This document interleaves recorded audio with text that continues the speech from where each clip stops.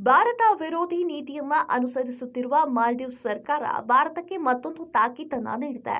ಭಾರತೀಯ ಸೇನಾ ಸಿಬ್ಬಂದಿಯನ್ನ ಮಾರ್ಚ್ 15ರ ಒಳಗೆ ವಾಪಸ್ ಕರೆಸಿಕೊಳ್ಳಿ ಎಂದು ಭಾರತಕ್ಕೆ ಮಾಲ್ಡೀವ್ಸ್ ಸರ್ಕಾರ ಡೆಡ್ಲೈನ್ ಅನ್ನ ನೀಡಿದೆ.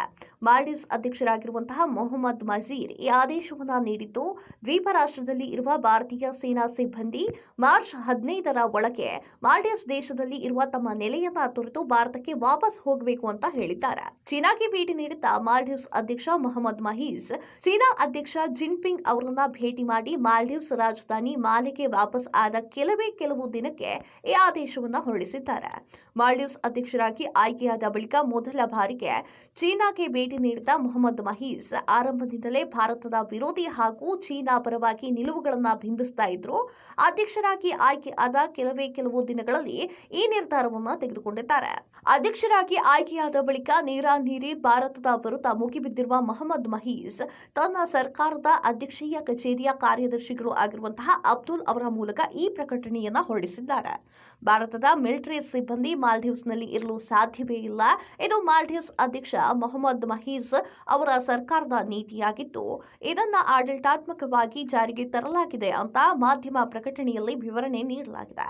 ಮೂಲಗಳ ಪ್ರಕಾರ ಮಾಲ್ಡೀವ್ಸ್ ರಾಜಧಾನಿ ಮಾಲೆ ಸೇರಿದಂತೆ ವಿವಿಧ ದ್ವೀಪಗಳಲ್ಲಿ ಭಾರತೀಯ ಸೇನೆ ಸೇರಿದಂತೆ 88 ಭದ್ರತಾ ಸಿಬ್ಬಂದಿಗಳು ಇದ್ದಾರೆ.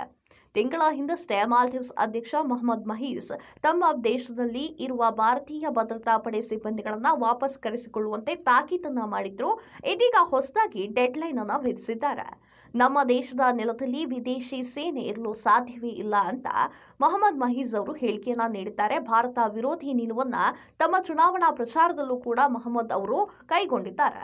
ಮಾಲ್ಡೀವ್ಸ್ ಭಾರತದ ವಿರೋಧಿ ನಿಲುವುಗಳ ಹಿನ್ನೆಲೆಯಲ್ಲಿ ಭಾರತ ದೇಶವು ತಕ್ಕ ತಿರುಗೇಟನ್ನ ನೀಡ್ತಾ ಇದೆ. ಮಾಲ್ಡೀವ್ಸ್ ಬಹಿಷ್ಕರಿಸಿ ಅಂತ ಅಭಿಯಾನವನ್ನ ಆರಂಭಿಸಿರುವ ಭಾರತೀಯರು ಮಾಲ್ಡೀವ್ಸ್ ದೇಶಕ್ಕೆ ಪ್ರವಾಸ ಹೋಗೋದನ್ನ ನಿಲ್ಲಿಸುವಂತೆ ಕರೆಯನ್ನ ನೀಡಿ ಸಾಮಾಜಿಕ ಜಾಲತಾಣದಲ್ಲಿ ಮಾಲ್ಡೀವ್ಸ್ ವಿರುದ್ಧ ಆಕ್ರೋಶವನ್ನ ಹೊರಹಾಕಿದ್ದಾರೆ. ಸಿನಿ ತಾರೆಯರು, ಕ್ರಿಕೆಟಿಗರು ಸೇರಿದಂತೆ ಎಲ್ಲರೂ ಈ ಅಭಿಯಾನಕ್ಕೆ ಕೈಯನ್ನ ಜೋಡಿಸಿದ್ದಾರೆ.